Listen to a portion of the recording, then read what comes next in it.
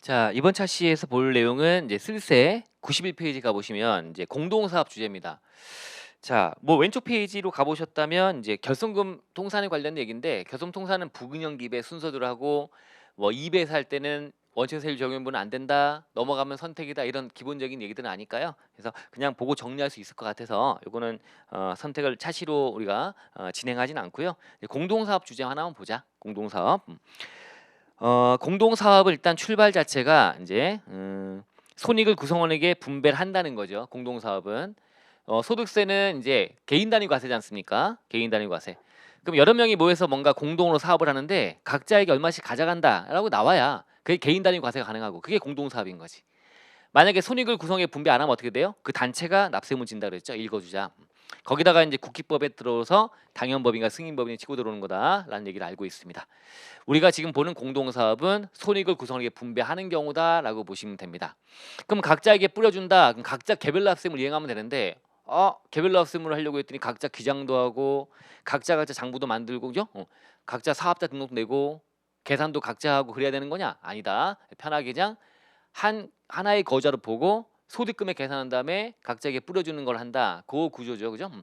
그걸 설명하시면 되는데 일단 여기 써 있는 거는 일거저를 본다 함은 이렇게 돼 있네요. 이거 한번 읽어보시면 되고요. 구성원에게 분배하지 않는 걸 말하는 거지. 뭐 하고 일단 계산 자체를 일거저를 본다는 얘기지. 하나의 거자를 보는 건 아닙니다. 계산 자체 할 때는 하나로 보고 계산한다는 것뿐이지. 그런 얘기를 좀 하고 있는 거고요. 이때 이제 그 안에 출자 공동사업자가 있는 경우도 이제 공동사업에 포함한다고 돼 있고 출자 공동사업자. 그래서 근데 다만 이런 잔 제외한다는 거 사례 문제화돼서 기출되고 했잖아요 과거에. 그래서 요 기억 니은 아셔야 되겠죠. 일단 공동사업자야 공동사업. 근데 그 중에 출자만한 공동사업자. 자, 이자가 뿌려받아가는 거는 사업소득에 대한 거는 다 배당 주머니로 분류하게 돼 있는데, 근데 이런 경우는 아니야. 자, 얘는 그냥 돈만 대고 그리고 이익 난 걸 가져가는 역할 그거만 했네. 그렇게 해서 판단하려고 했더니 얘가 자기 이름을 쓰게 한 거야. 공동사업에 성명이나 상호를 사용하겠대요. 또는 공동사업에 발생한 채무에 대해서 무한 책임 부담한대요. 그럼 이거는 아니죠, 그죠? 이거는 아니다. 이렇게 보시면 됩니다. 출자 공동사업자에 대해서 제외되는 거를 좀 기억해 놓으시면 되고요. 자, 우리가 이제 익명조합원 얘기를 지난 차시에서 한 말씀을 드렸는데요. 자, 얘가 익명조합원의 개념이 되는 건데 사실 익명조합원은 여기 되면 안 돼요. 원래 이건 영업자가 되는 거지. 채무에 대해 무한 책임 부담하게 되면 원래대로 이제 조합원인데 조합원. 우리 조합 개념이잖아요. 공동사업이란 건 다 조합이야, 조합. 민법상의 조합. 조합 개념인데 그 조합원들은 당연히 조합에서 여러 가지 채무를 부담하면 무한 책임 부담하는 거 돼 있거든요. 그럼 이렇게 채무를 무한 책임 부담하면 이건 익명조합원이 안 된다는 거야. 익명조합원이 원래대로 한 조합원이 되는 거다. 그런 의미에서 제외된다고 하고 있는 것 같아요. 그죠? 그래서 자기 이름을 쓰게 했거나 채무에 무한 책임 부담하기로 했다라면 출자 공동사업자에서 제외한다. 기억해 놓으시면 될 것 같고요. 그다음에 말씀드린 대로 이제 공동사업에 대해서는 소득 금액을 하나로 계산합니다. 1단계로 일거주자로 보아 위에 써 있듯이 일거주자로 보아 기장도 하고 사업자 등록도 하고 소득 금액도 계산하고 이 계산된 금액을 2단계로 뿌려줍니다. 분배해줍니다. 이때 나눠 갖는다. 얘가 공동사업이니까 나눠 갖겠지. 뭐대로? 손익분배 비율대로. 만약에 없으면 출자 비율대로. 어쨌든 결론 나눠 갖는다는 거죠. 나눠 가지니까 공동사업인 거지. 나눠 갖지 않으면 일거주자가 될 수밖에 없습니다. 예. 자, 여기는 나눠 갖는다. 그래서 하나로 그냥 편하게 계산한 다음에 일거주자를 보는 거 아니에요. 그냥 보고서 계산만 하는 거지. 계산된 금액을 각각 뿌려주는 역할을 하면 됩니다. 그럼 각자 세금 낸다고 보시면 되고요. 우리 지난 차시에서 막 말씀드렸던 것 중에 도관론 이게 사실 도관론 개념이야. 도관에 불과하다. 공동사업체는 도관이다. 받아가는 자들만 세금 내면 된다. 그럼 도관에서 어쨌든 금액을 하나로 구해보자. 구한 거를 뿌려주면 뿌려받은 애들이 각자 세금 내면 된다. 자, 이때 이제 추가로 판례의 태도가 소득 금액을 현실적으로 분배했느니 따지지 않겠다는 거야. 분배 여부를 묻지 않는다고 보시면 돼요. 자, 손익분배 비율대로 이제 금액을 구해 가지고 나눠서 그냥 소득으로 포함시키면 되지. 진짜 가져갔네 안 가져갔네 따지는 거 아닙니다. 그러면 이제 분배받은 금액을 가지고 와서 각자의 알파 소득을 더해서 합산하여 신고납부를 각각 5월 말까지 등등 이행하면 되겠지. 그럼 이때 이제 한꺼번에 구해서 뿌려준다 이런 얘기를 했는데 이때 뿌려주는 것과 뿌리지 않는 것에 대한 얘기를 좀 하고 있죠. 아래쪽에 이제 분배하는 것과 분배하지 않는 것. 소득 금액은 뿌려주 당연히. 하나로 구한 다음에 결손금도 하나로 구하고 뿌려주는 겁니다. 결손도 더하기든 빼기든. 그 다음에 이거를 뿌려주면 또 뿌려받아서 각자 알파 더해서 세금 다 신고 납부해야 되는데 그때 이 공동사업장에서 원천징수가 됐대요. 공동사업장의 소득금액에 대해서 원천징수가 된 금액은 뿌려줘야지. 뿌려줘야지 각자 신고 납부할 때 기납부세로 빠지겠지. 그 다음에 공동사업장 관련 가산세 역시도 하나로 구해가지고 부담하는 금액을 각자에게 40%, 30%, 30% 등등 뿌려주면 되겠죠. 그죠? 자, 근데 뿌리지 않는데요.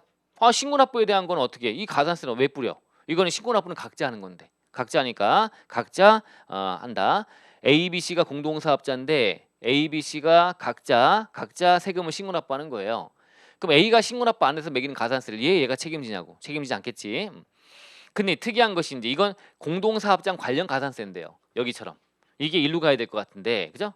장부를 기록 안 하고 보관 안 했다? 그러면 한꺼번에 구해서 뿌려줘야 될 것 같은데 얘는 태생적으로 계산 구조 자체가 얘는 출발이 산출세액으로 출발합니다. 산출세액. 자, 공동사업장은요. 공동사업장 한꺼번에 뭔가 구해서 뿌려주려면 공동사업장에 산출세액이 나와야 되는데 공동사업장은 절대로 산출세액이 나오지 않습니다. 공동사업장은요 그냥 소득금액만 구하고 뿌려주면 각자 알파 더해갖고 각자 신고납부할 때 각자 세액이 나옵니다. 그러니까 이거는 공동사업장 관련된 거긴 하지만 특이하게도 계산구조 때문에 여기다 곱하기 해서 쭉 계산하다 보니까 이 세액이라는 게 나오는 거는 각자 나오기 때문에 각자 구할 수밖에 없다는 거예요. 그 다음에 연대납세무라고 하는 거 질 거냐 말 거냐. 자, 일단 공동사업이 됐을 때 지지 않는다라고 돼 있죠. 소득세에 대해서 돼 있다. 하나로 발생한 납세의무처럼 보지 않는 거예요. 근데 부가가세는 진다고 돼 있는 거 결론 아실 겁니다. 이렇게 잡아놓으시면 되고요. 뿌려주는 거 뿌려주지 않는 거 어쨌든 1단계로 구한 다음에 2단계로 뿌려준다. 그 안에서 이제 내용을 좀 더 구체적으로 본 거다라고 보시면 되고요. 자, 공동사업에 대해서는 이제 하나 더 별도로 나올 수 있는 부분이 합산과세입니다. 자, 공동사업은 아까 봤듯이 각자에게 뿌려주면 뿌려받은 애들이 각자 세금 낸다고 하니 야 그래? 그럼 나 혼자 사업하는 거는 세금 많이 나오는데 내 특수환기인을 집어넣어가지고 분산해가지고 누진부담 회피해야 되겠다. 그럴까봐 공동사업에 대한 합산과세 규정을 만들어놨고요. 요건은 해당 과세에 한 종료일 현재 생계를 같이 하는 그런 특수환기인이 공동사업자에 포함되어 있고 손익분배비를 거짓 정해가지고 그죠? 원래 A 혼자 하는 게 맞는데 B 올리고 C 올리고 배우자 올리고 아들 딸 올리고 아버지 어머니 올리고 막 해서 분산해서 했다면 거짓 정했다면 그죠? 이때 적용하겠다라고 되어 있고요. 특수환기인 범위 해놨고요. 그럼 이제 이런 요건 과세기한 종료일 현재 생계를 같이 하는 특수환기인이 포함되어 있고 공동사업자 안에 손익분배를 거짓 정해서 이게 어떤 목적으로 세금 회피할 목적으로 이렇게 했다면 이때는 합산과세 하겠다라고 하는 건데 합산과세 방법은 밑에 누구한테 합친다고요? 주된 공동사업자에게 합친다고 되어 있습니다. 주된 공동사업자가 누군지 정해서 한다. 그때 주된 공동사업 누구지? 판정 기준이 이때는 공동사업에서 발생한 이 소득 외에 왜 소득이 가장 많은 자 등을 따져야 되는데 우리 1차 때도 항상 주의할 점이 이 분배비율 가장 큰 자를 놓치면 안 된다 그랬죠? 가장 큰 자. 손익을 나눠 갖는 비율이 가장 큰 자를 주된 공동사업자로 해서 그 자한테 몰아버리겠다라고 하는 건데 이게 동일하다면 433이 아니라 442라면 두 명이 동일하네. 그러면 이 순서에 따른데요. 그럼 이때는 공동사업 소득 외의 소득이 많은 자, 그죠? 됐고, 자 이게 같다면 직전 연도로 가고요. 그 다음에 이게 없거나 같다면 신고해봐라. 신고한 사람. 근데 신고가 다 없대 아무도 신고 안 했으면 정하는 사람은 된다. 이 순서를 언급할 수 있도록 해놓으시면 좋겠어요. 이때 합산과세 할 때는 대상소득이 기타소득이나 이런 거 합치지 않고 이자 배당 합치는 게 아니고요. 사업하고 출자 공동사업자 배당만 즉 사업에서 태생적으로 발생하는 것들만 합산 대상이 된다고 보시면 되고요. 원래 공동사업은 연회납세무 지지 않는데 얘는 합산과세가 돼버리면 연회납세 진다라고 돼 있는 거까지 정리를 잘 해보시면 되겠습니다. 그리고 추가적으로 이어진 내용들은 뭐 특례 내용으로 쭉 이제 뭔가 나오는데 특례 내용이 한번 좀 참고해 보시면 됩니다. 원천세액의 배분, 그 다음에 가산세 뿌려주는 거, 사업자 등록에 대한 거 한 명으로 한다. 신고 의무도 신고 의무 따로따로 한다 이런 얘기고요. 근데 이때 사업자 등록에 대한 거에 대해서는 대표 공동사업자가 뭐 신고한다 이런 얘기를 이제 여기 추가로 얘기하고 있고요. 대표 공동사업자 이제 좀 약간 지역적이네요. 여기서 누구로 할 거냐, 대표 공동사업자는 이런 얘기 좀 얹어서 하고 있고요. 됐죠? 이렇게 하시면 됩니다. 그다음에 과표 확정 신고 및 결정 경정에 대해서는 어떻게 할 거냐라고 하는 거. 원래 신고할 때 보면 이제 대표 공동사업자가 쭉 있고 그 신고하는 과정에서 각자에게 뿌려주는 거에 대한 소득 어떻게 구분했는지 그 계산서를 함께 주셨다 이런 얘기 들어가 있습니다. 소득 구분 계산서 이런 것들 들어가 있는 걸로 보시면 되고요. 또 분배 어떻게 했는지 분배 명세서 들어가는 거고요. 어떻게 뿌려줬는지 이런 것들 세무서는 알아야 되는 거 아니겠습니까? 이런 거다. 자, 그다음에 결정 경정도 대표 공동사업자 돼 있네. 그자의 주소지 관한 세무상에 하는 걸로 돼 있는데 구세청에 볼 때 특히 중요하대요. 그러면 이때는 또 사업장 관할 세무장 또는 주소지 관할 다 가능하다.